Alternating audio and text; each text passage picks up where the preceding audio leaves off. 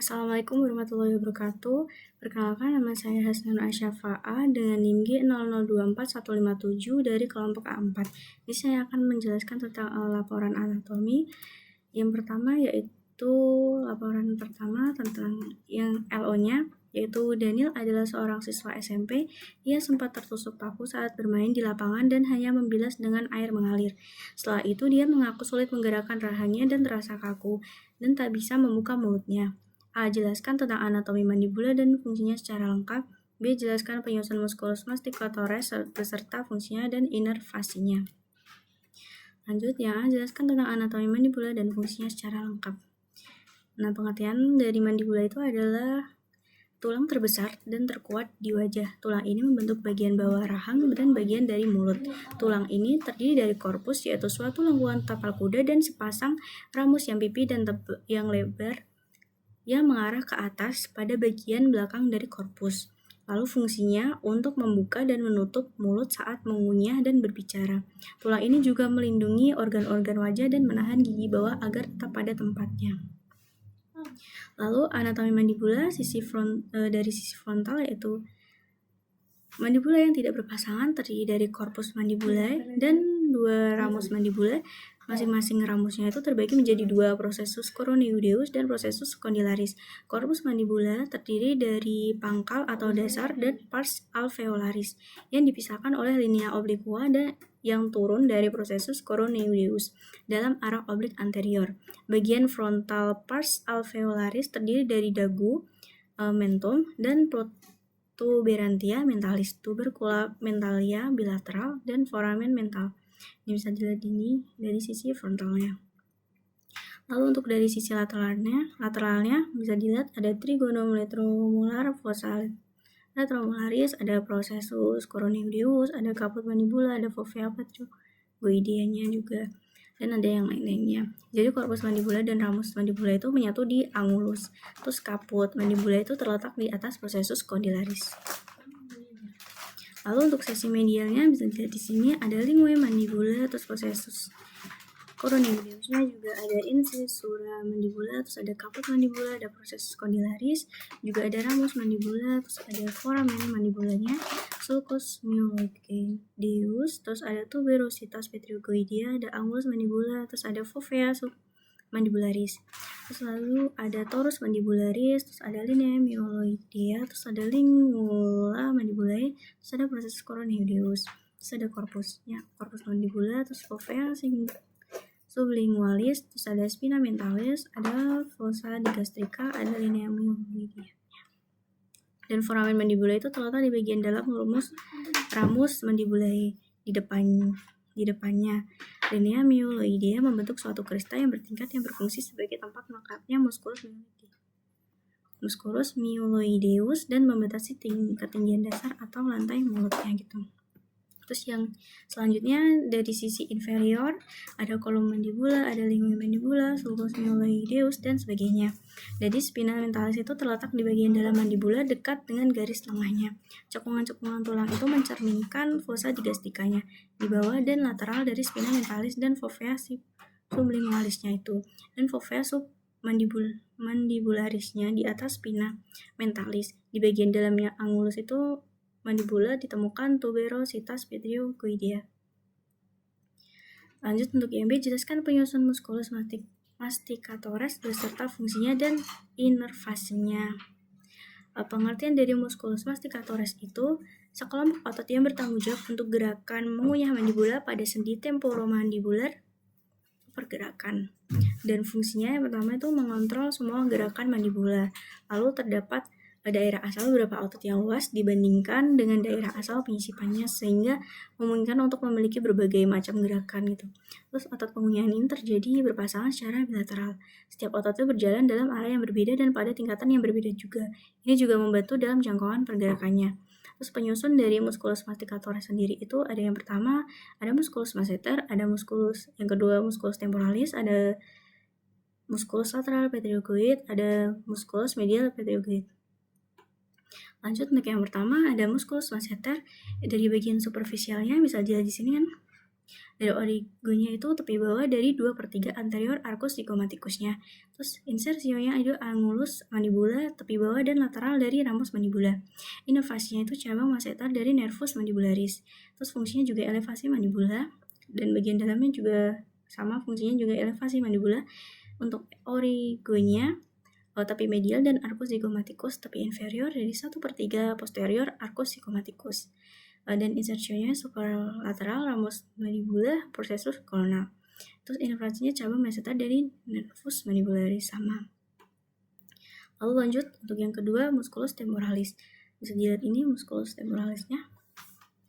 Di bagian sini origonya itu ada fossa temporalis, terus batas inferior temporal, termasuk fascia temporalnya. Terus insersionya itu processus coronoid, inervasinya itu cabang temporal dari nervus mandibularis, fungsinya juga elevasi mandibula, juga retorsi mandibula yaitu fiber posteriornya. Lalu yang ketiga itu musculus lateral pterygoid. Bagian dalamnya origo itu permukaan medial dari lateral pterygoid plate. Terus insersionya itu permukaan medial dari ramus dan angulus mandibula.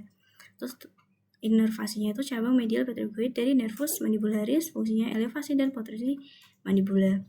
Terus bagian superficialnya juga origo tuberositas maxillaris, possessum piramidal dari palatum. Terus habis itu insersionya permukaan medial dari ramus dan angulus mandibula. Tubercle pterygoid, inervasinya itu cabang medial pterygoid dari nervus mandibularis, elevasi dan protrusi mandibula. Fungsinya juga sama, itu elevasi dan protrusi mandibula. Lalu untuk yang keempat itu musculus medial pterygoid. Batas atasnya tuh origonya ada greater wing dari tulang sphenoid, infratemporal crest, habis itu insersionya discus articularis dan condylus sendi temporomandibular. Terus inervasinya cabang lateral pterygoid dari nervus mandibular. Terus fungsinya menekan dan protrusi mandibula, pergerakan lateral dari mandibula. Bagian bawahnya origio, permukaan lateral dari lateral pterygoid plate. Insersionya fovea pterygoid di condylus mandibularisnya. Inervasinya juga cabang lateral pterygoid dari nervus mandibular. Terus fungsinya menekan dan protrusi mandibula, pergerakan lateral dari mandibula. Selanjutnya yaitu laporan yang kedua dengan LO. Seseorang merasa lemas pada tangan, tepatnya di digiti 1-3, tidak dapat berkontraksi saat jari digerakkan untuk menggenggam. Yang A yaitu jelaskan inervasi pada musculus di regio antebrachii dan manus. Yang B jelaskan anatomi pada musculus regio antebrachium beserta kinesiologinya. Lanjut. Inervasi regio antebrachii, muskulusnya yaitu musculus brachioradialis, lokasinya itu ada di lateral antebrachii. Inervasinya itu adalah nervus radialis, fungsinya untuk fleksi siku, ini siku. Lanjut, musculus pronator teres, lokasinya anterior proximal. Inervasinya itu nervus medianus, fungsinya pronasi lengan bawah. Lalu musculus flexor carpi radialis, lokasinya itu di anterior. Inervasinya itu nervus medianus, fungsinya fleksi dan abduksi pergelangan tangan. Selanjutnya, musculus palmaris longus, lokasinya juga di anterior. Inervasinya juga nervus medianus, fungsinya fleksi pergelangan tangan. Lalu musculus flexor digitorum profundus, lokasinya anterior. Inervasinya di nervus medianus 2 jari dan 3, dan nervus ulnaris jari keempat dan 5. Fungsinya untuk fleksi jari pada persendian distal. Lalu musculus flexor pollicis longus, lokasinya juga di anterior. Nervusnya itu medianus, inervasinya itu nervus medianus, fungsinya fleksi ibu jari. Lalu musculus pronator quadratus, lokasinya itu ada di distal antebrachii. Inervasinya itu di nervus medianus, fungsinya untuk pronasi lengan bawah. Selanjutnya, inervasi regio manus. Musculus abductor pollicis brevis, lokasinya itu ada di tenar. Inervasinya itu musculus medianus, fungsinya untuk abduksi ibu jari. Lalu musculus flexor pollicis brevis, lokasinya itu juga di tenar. Inervasinya nervus medianus, caput superficialis, sama nervus ulnaris itu caput profundus, fungsinya fleksi ibu jari. Lalu musculus opponens pollicis, lokasinya itu di tenar, inervasinya nervus medianus, fungsinya untuk oposisi ibu jari. Lalu ada musculus adductor pollicis, lokasinya itu adductor pollicis, inervasinya itu nervus ulnaris, fungsinya untuk aduksi ibu jari. Lalu musculus abductor digiti minimi, lokasinya di hipotenar, inervasinya nervus ulnaris, fungsinya untuk abduksi jari kelingking. Selanjutnya musculus flexor digiti minimi brevis, lokasinya di hipotenar juga, inervasinya itu nervus ulnaris juga. Lalu fleksi jari, fungsinya untuk fleksi jari kelingking.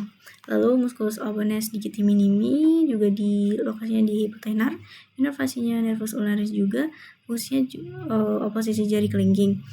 Lalu musculus lumbricalis itu lokasinya di palmar, inervasinya itu ada di nervus medianus jari kedua dan 3 dan nervus ulnaris jari 4 dan 5. Fungsinya untuk fleksi IB joint dan ekstensi IB joint.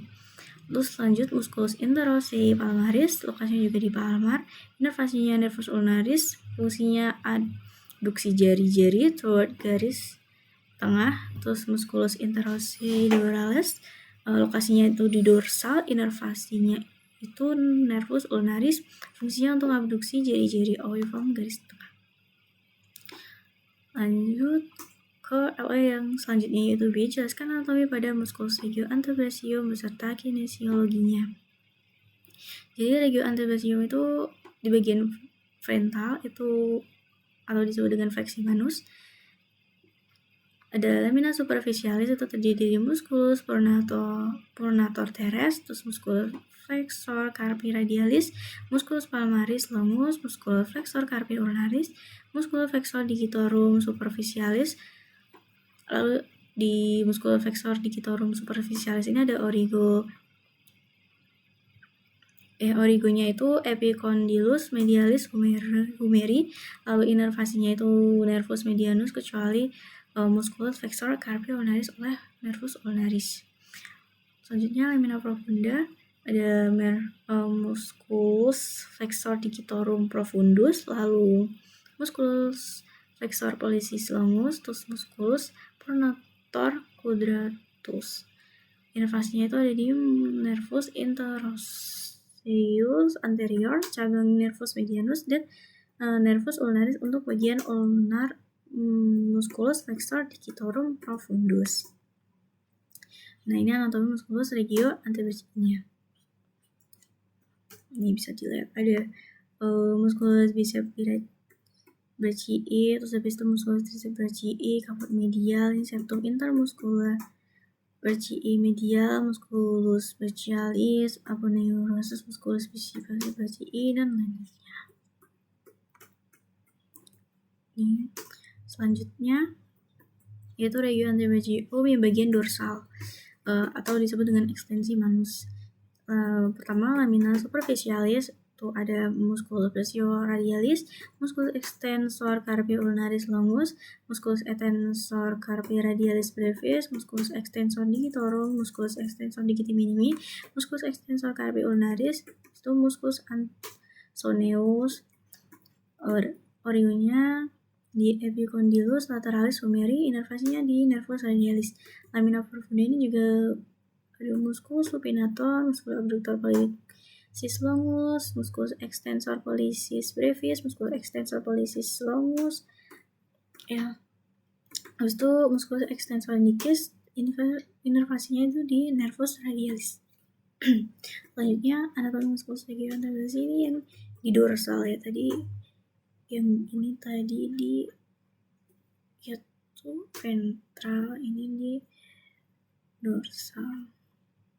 Ini ada foraminion dan lainnya. Selanjutnya saya akan melanjutkan untuk laporan ketiga atau yang terakhir, yaitu dengan LO. Seorang pria 23 tahun mengalami cedera lutut saat bermain futsal. Ia merasakan bunyi krek dan lututnya terasa tidak stabil. Setelah kejadian, lututnya membengkak dan sulit digerakkan.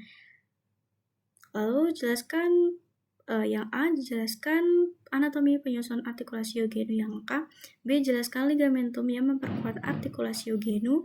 Yang C, jelaskan anatomi os femur. Yang A yaitu jelaskan anatomi penyusun artikulasio genu yang lengkap.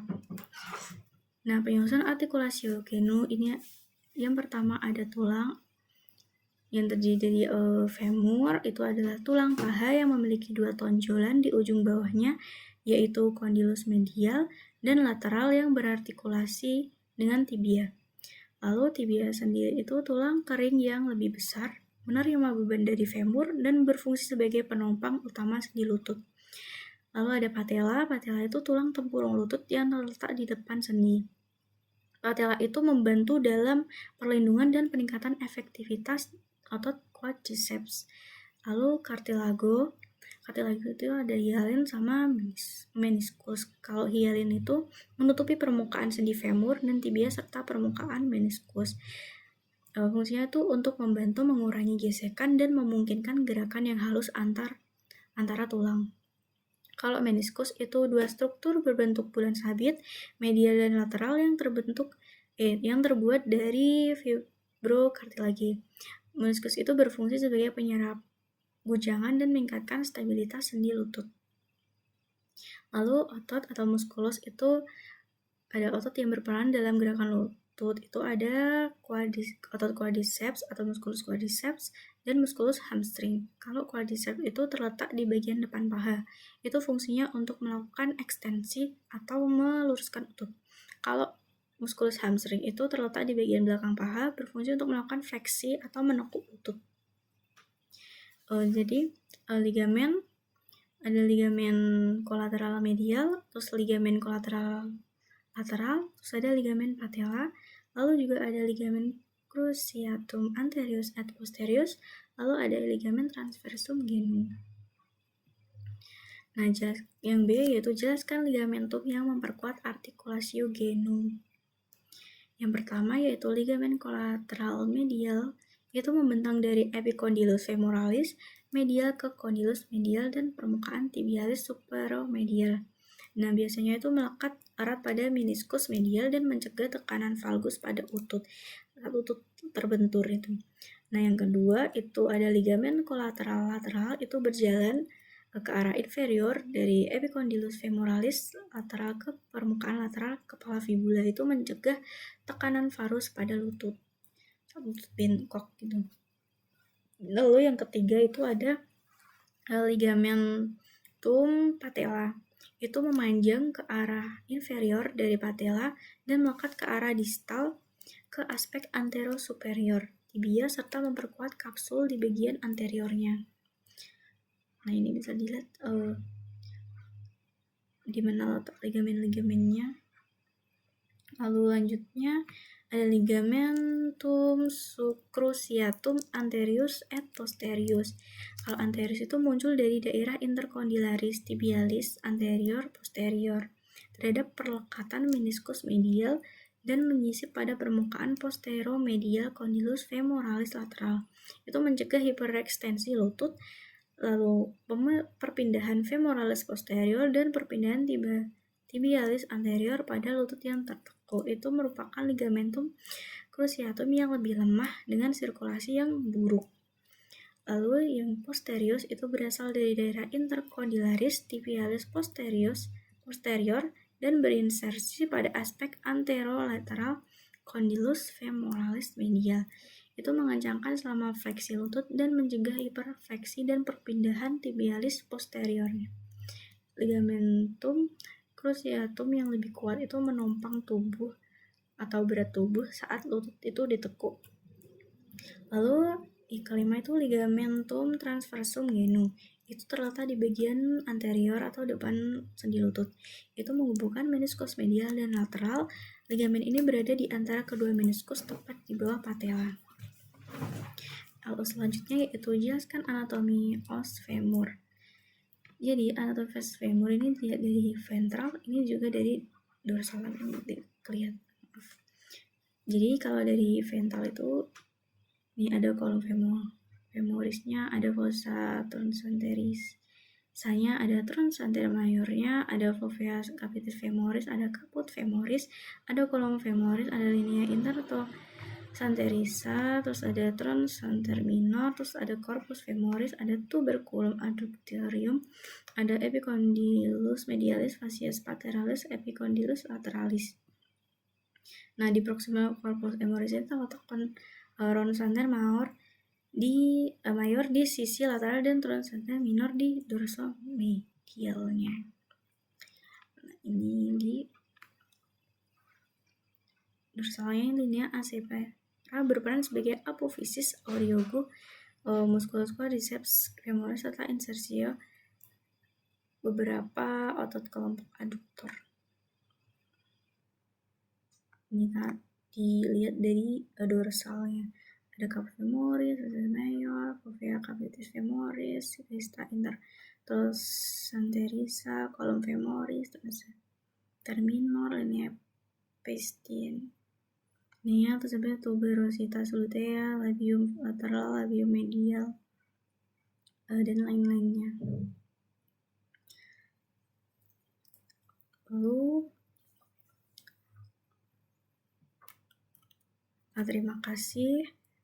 Bila ada salah, mohon dimaafkan. Bila ada kesalahan kata atau beberapa kesalahan lainnya, mohon dimaafkan. Wassalamualaikum warahmatullahi wabarakatuh.